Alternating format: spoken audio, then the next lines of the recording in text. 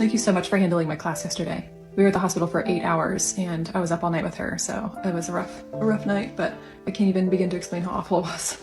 I bet. Here, what's this? A write-up. For what? For leaving your class unattended.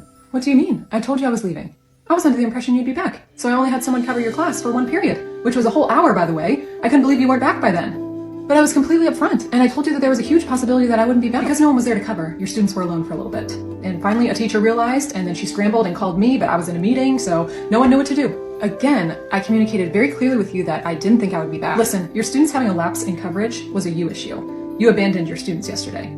So would you prefer I abandon my own child then? Now, I love my students, Principal Cornfoot, but my family will always come first. And if you can't provide an environment that is conducive to that way of thinking, then I'm willing to permanently abandon a lot more than that.